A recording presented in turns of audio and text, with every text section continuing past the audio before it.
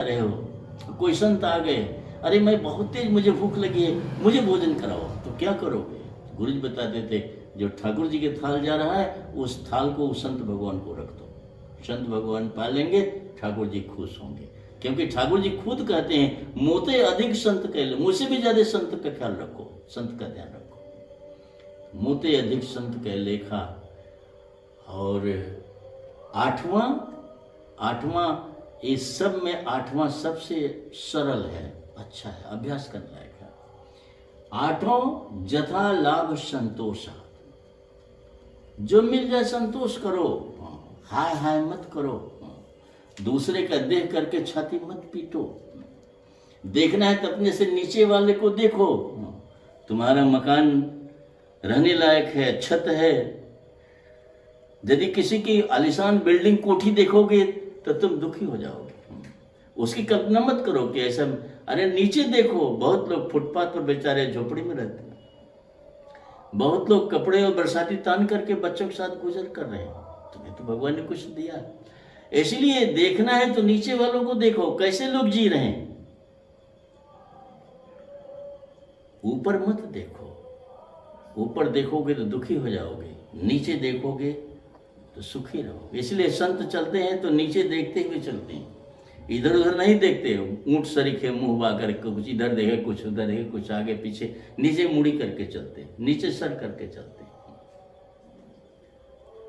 तो जो मिल जाए जथा लाभ हो उसे में संतोष करना चाहिए।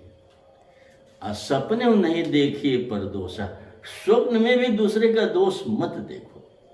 यदि अभ्यास बना है जन्म जन्मांतर का दूसरे का दोष देखने का, तो अभ्यास भी करो उस दोष को छुड़ाने का।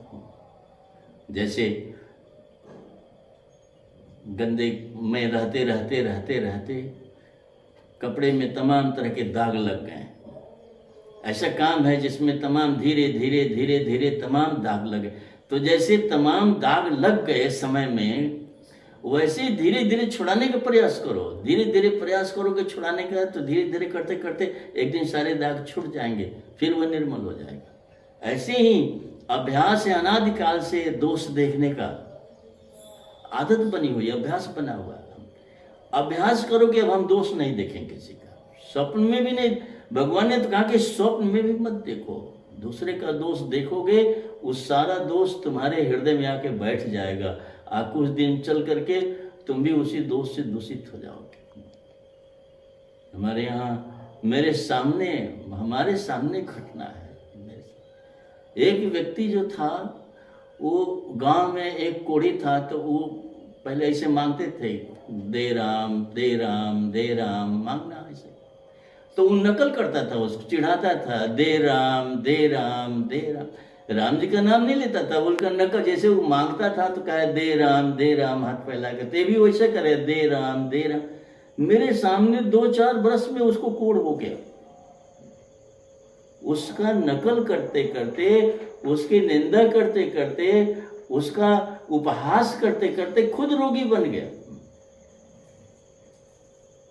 हमारे गुरु जी कहा करते थे, एक महात्मा थोड़ा लंगड़ते चलते थे, तो एक व्यक्ति गांव का उनको चिढ़ाने के लिए वैसे लंगड़े उनके सामने लंगड़े।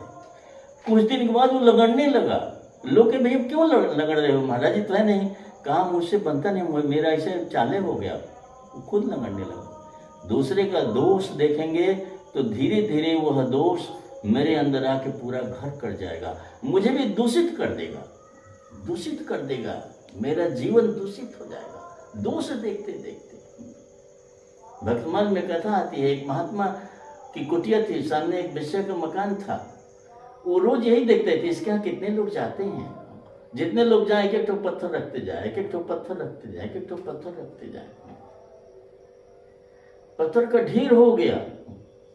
एक दिन वो वेश्या निकली, पूछी महाराज जी आप इतना पत्थर क्यों कुटिया के सामने इकट्ठा किए हैं?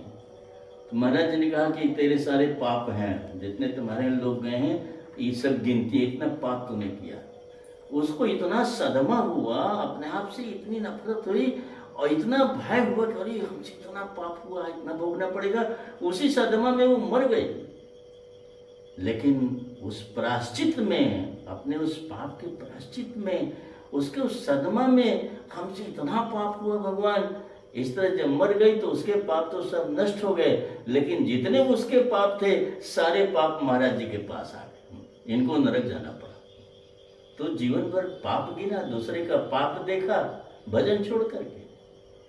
इस तरह से किसी की निंदा यदि हम करेंगे, किसी में दोष देखेंगे, तो उस सारे दोष मेरे अंदर प्रवेश करेंगे, हमको दूषित कर देंगे। इसलिए राम जी ने कहा कि सपने हो नहीं देखिए परदोषा, प्रभु की वाणी है, स्वप्न में भी किसी का दोष मत देखो, परदोष मत देखो, यह तुम्हारे लिए सबसे खतरनाक हो। 8वां भक्ति, 9वां भक्ति भगवान कहते हैं,